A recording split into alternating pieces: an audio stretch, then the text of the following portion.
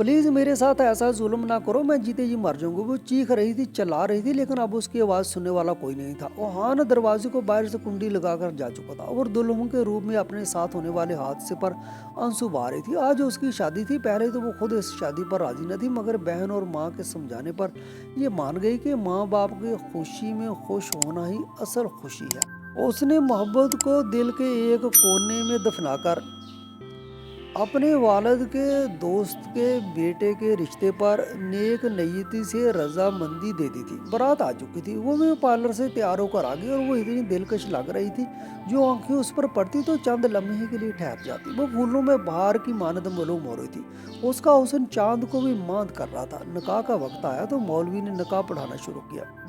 हर रवायती लड़की की तरह उसका दिल भी निकाह के वक्त सूखे पत्ते की तरह लर्ज रहा था। जब मौलवी ने कबूल कहा कहने को तो वो चंद लम्हे खामोश रही। दोबारा जुमले दोहराए गए तो भी वो खामोश रही।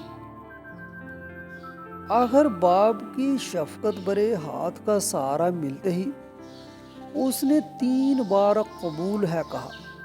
हर तरफ मुबारकबाद की सदाएं बुलंद हुई और घर वाले खुशी से झूम उठे। ये उनके यहाँ रवायत थी कि दुल्हन को स्टेज पर ना बिठाया जाए। सब लड़कियां दूध पिलाई की रस्म करने उसे अकेला छोड़ गई। चंद ही लम्हे गुजरे थे कि ओहान को सामने देखकर उसकी धड़कन रुक सी गई। पुरानी मोहब्बत का जख्म ताज़ा हो गया, मगर देखते ही देखते ओहान ने उसके मुंह पर सफ़ेद रुमाल रखा और वो बेहोश हो गई। होश आया तो खुद को अंधेरे कमरे में पाया। वो अभी कुछ समझ ही रही थी। ओहान आया और सर्द लहजे में बोला, आज मेरी बहन को सुकून मिलेगा। ये सुनते ही वो साकत रह गई। क्या सिर्फ बदले के लिए वो उसके हाथों कठपुतली बनी रही। वो रोकर इल्तिजा करने लगी, उसके वालिद की इज्जत बर्बाद हो जाएगी, उसे जाने दे। मगर ओहान ने एक जोरदार थप्पड़ मारकर कमरे से निकल गया। रात भर वो पत्थर बनी रही। सुबह होते ही ओहान ने उसे गाड़ी में बिठाया। वो किसी रोबोट की तरह चुपचाप बैठी रही। उसकी इज्जत, एतबार, ख्वाब सब टूट चुके थे। दिल का हर जज्बा जैसे खत्म हो चुका था। गाड़ी एक जदीद मगर खामोश 2 मंजिला घर के सामने रुकी। यही उसके वालिद के दोस्त और अब उसके शोहर का घर था।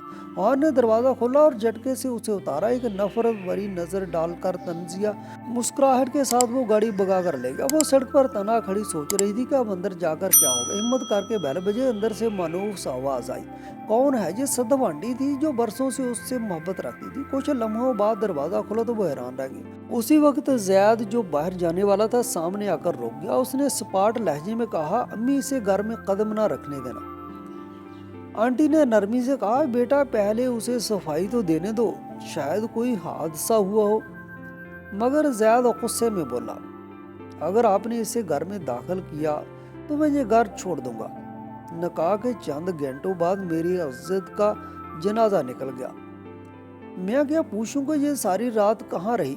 पिछली रात की अजियत ने उसके आंसू भी खुश्क कर दिए थे। वो सपाट चेहरे के साथ बस खाली दीवारों को घूरती रही। ज़ैद की आवाज़ फिर गूंजी, यहाँ से जाओगे या धक्का देना पड़ेगा। मस्जिद रसवाई से पहले वो खुद ही लहंगा संभाल कर वहाँ से पलट गई। वो जानती थी कि अगर अपने घर गई तो घर वाले बेकसूर होते हुए भी जिंदा दरगोर कर देंगे। किस्मत ने ऐसी तारीकी लिख दी कि अब अगर वो लाख सफाइयाँ देती कोई न सुनता। लरज़ते दिल के साथ वो घर की तरफ चल पड़ी। सुबह का वक्त था।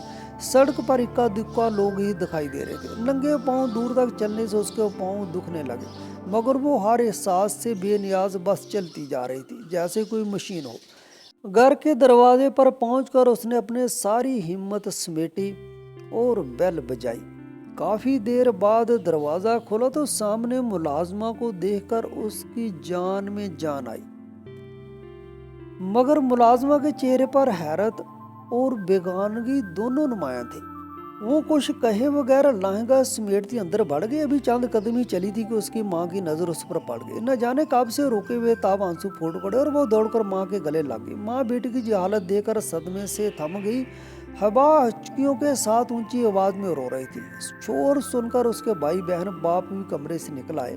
उसे देखती उन पर जैसे जुनून सवार हो गया। कल जिसने सबके सामने उनकी इज्जत खाक में मिलाई थी, आज वही दरवाजे पर खड़ी। वो आपे से बाहर हो गए और ये भूल गए कि वो उनकी सगी औलाद है। उन्होंने उसे माँ से अलग किया और बाप ने उसका बाजू पकड़कर दरवाजे की सिमत घसीटा। तुम्हारी हिम्मत कैसे हुई इस घर में कदम रखने की? बाप के इस रूप पर हवा दंग रह गई। बाबा प्लीज मेरी बात सुने। वो रोकर चीखी, मगर बाप ने एक झटके से उसे रोका और नफरत भरी नजर डालकर कहा, آج کے بعد تمہارا ہم سے کوئی تعلق نہیں، تم ہمارے لیے مر چکی ہو، بہتر ہے دوبارہ ہمیں اپنی شکل نہ دکھانا۔ اس کی بات سنے بغیر انہوں نے اسے گھسیٹ کر باہر دھکا دیا اور دروازہ بند کر دیا۔ ماں اور بہن تڑپ اٹھی مگر ہمت نہ ہوئی کہ باپ کو روکیں۔ ہیوا کا دل اذیت سے پھٹ رہا تھا، راستے بند تھے، وہ گھر کے باہر ہی زمین پر بیٹھ گئی۔ اتنے میں قدموں کی آہٹ پر اس نے سر اٹھایا تو اپنی عزیز دوست رابعہ کو سامنے پایا جو دکھ سے اسے دیکھ رہی تھی۔ رابعہ کچھ کہے بغیر اسے اپنے گھر لے گئی، کپڑے دیے، کھانا کھلایا۔ ہیوا نے اسپاٹ چہرے کے ساتھ ساری کہانی سنا دی۔ رابعہ کے دل پر بھی گہرا اثر ہوا، لیکن جلدی رابعہ کی ماں نے دو ٹوک لہجے میں کہا کہ وہ ہیوا کو زیادہ دیر گھر میں نہیں رکھ سکتی۔ یہ ذلت دیکھ کر ہیوا کا دل چاہا زمین پھٹے اور وہ اس میں سما جائے۔ اس نے رابعہ کا دیا ہوا برقع پہنا۔ رابعہ آنسو بہاتے اسے رخصت کرنے لگی، مگر ہیوا نے تسلی دی کہ وہ ٹھیک رہے گی۔ اللہ کا نام لے کر وہ وہاں سے نکل آئی۔ اب اس نے سوچ لیا تھا کہ کیا کرنا۔ وہ نقاب اوڑھ کر زید کے گھر پہنچی اور خود کو ایک ضرورت مند کے طور پر پیش کیا کہ وہ ملازمہ کی جگہ رکھ لے۔ صدف آنٹی نے ترس کھا کر اسے ملازمہ رکھ لیا۔ ہیوا نے شکر ادا کیا کہ کسی نے اسے پہچانا نہیں۔ اس نے شرط رکھی کہ وہ ہمیشہ نقاب میں رہے گی اور صدف آنٹی کو اس پر کوئی اعتراض نہ ہوا۔ یوں وہ نقاب میں رہتے ہوئے گھر کے سارے کام کرنے لگی۔ صدف آنٹی نے اسے ایک الگ کمرہ دے دیا۔ اس نے کبھی نہیں بتایا کہ وہ شادی شدہ ہے اور نہ ہی کسی نے پوچھا، کیونکہ وہ زیادہ میل جول نہیں رکھتی تھی۔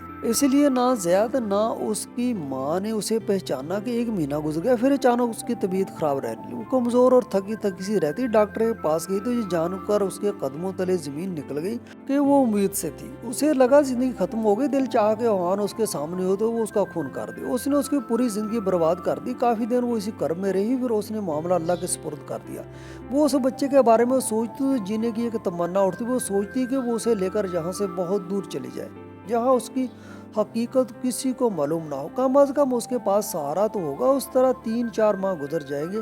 اس کی طبیعت بہت خراب رہ گئی تھی، اس لیے وہ زیادہ تر کمرے میں ہی رہتی اور لوگوں سے بھی اس کا کم ہی سامنا ہوتا۔ جب شام ہوتی تو وہ سارا کام نمٹا کر اپنے کمرے میں چلی جاتی۔ گرمیوں کے دن تھے، اس نے سارے کام نمٹا کر اپنے کمرے میں آ کر نقاب اتار دیا۔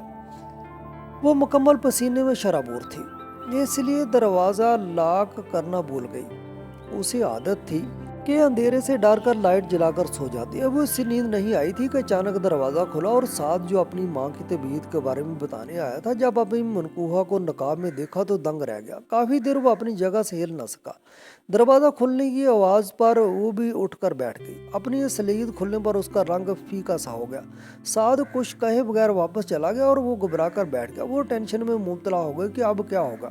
کافی دیر وہ چپ چاپ انتظار کرتی رہی، پھر باہر جا کر گاؤں کی طرف نکلی اور ساس کے کمرے میں دیکھا، مگر ساس وہاں موجود نہ تھی اور گھر میں بھی کوئی نہیں تھا، یعنی ساس کو ہسپتال لے جایا گیا تھا۔ وہ اپنے کمرے میں واپس آ کر انتظار کرنے لگی۔ کافی دیر بعد باہر سے ایمبولینس کی آہٹ آئی تو وہ نقاب پہنے دل دھڑکتے لے کر باہر گئی۔ سعد نے اپنی ماں کو سفید کفن میں لپیٹا دیکھا تو وہ ساکت رہ گئی۔ سعد نے نقاب میں اسے دیکھا مگر ماں کے دکھ کی وجہ سے نظریں پھیر لی۔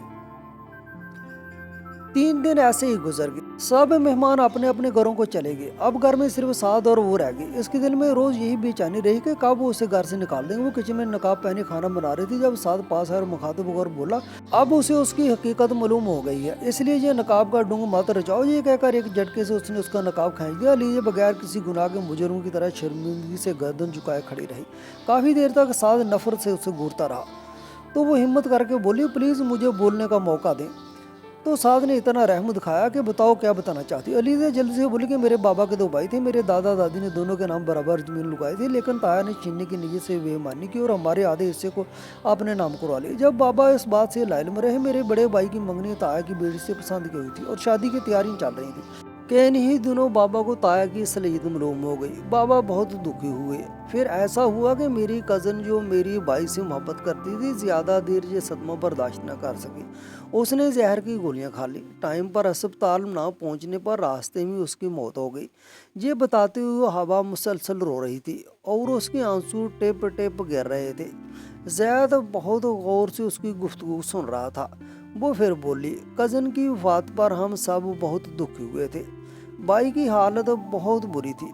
हम तज़ियत के लिए ताया के घर गए तो ताया और ताई ने बेटी की मौत का जिम्मेदार ठहराकर बाबा को कातिल कहा। मोहल्ले वालों के सामने हमारी इज्जत न रही, सब हमें कसूरवार समझे। 2-3 महीने गुजर गए, हालात तो नॉर्मल हो गए, मगर ताया के साथ ताल्लुकात में बेहतरी ना आ सकी। एक दिन ताया के बेटे ओहान ने मुझे मैसेज किया, माफ़ी मांगी। पहले मेरा इससे ज़्यादा टकराव न था, मुझे वो बेकसूर लगा और मैंने उसकी बातों पर यकीन कर लिया। फिर वो रोज़ मुझे मैसेज करने लगा और मैं भी जवाब देती रही। आहिस्ता आहिस्ता उसने मोहब्बत के दावे शुरू कर दिए। घर वालों को खबर हुई, उन्होंने रोका। बाबा गुस्से में आए। मैंने ओहान से शादी की जिद पकड़ ली, कोई ना माना। बहन समझाती रही कि इसके घर वाले तुझे कबूल ना करेंगे। भाई खामोश रहा, मगर हमसे कट गया। माँ की इल्तिजा, बाबा की इज्जत और बहन के आंसू ने आखिर मुझे बदल दिया। मैंने ओहान को छोड़ा और ओहान बदले की आग में जल रहा था। वो बाबा को तड़पाना चाहता था। मैंने आपसे शादी की रजामंदी दे दी, निकाह हो गया। अगर मुझे भागना होता तो मैं निकाह ना करती। साथ वो रोते हुए बोली और बताने लगी कि ओहान ने शादी में जो सूद छोड़े थे, दूध पिलाई की रस्म में सब लड़कियां मुझे अकेला छोड़ गई। तब खिड़की से ओहान आया, उसने मेरे मुंह पर सफेद रुमाल रखा और मैं बेहोश हो गई। जब आंख खुली तो 1 तारीख कमरे में थी। फिर जो हुआ वो सोच भी नहीं सकती थी। अजियत ने घेर लिया। ओहान की असलियत ने मुझे इतना ना तोड़ा जितना माँ बाप की बेअतनाई ने। माँ बाप ने मेरी एक बात ना सुनी और घर से निकाल दिया। मेरे पास कोई रास्ता ना था। मैं आपके घर आई, लेकिन यहाँ भी कुछ अरसा और एक क़यामत मुंतज़र थी। वो सर झुकाए बोली कि वो ओहान के बच्चे की माँ बनने वाली है। उसकी बात पर साद का हाथ ढीला होकर गिर गया। हवा गर्दन झुकाए खड़ी थी कि उसने कंधे पर दबाव महसूस किया।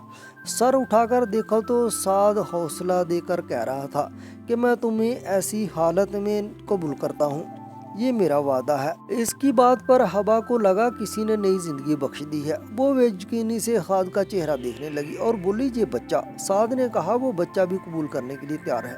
हवा को वो एक ख्वाब महसूस हुआ, मगर ये हकीकत थी। वो खुशी से सरशार हो गई।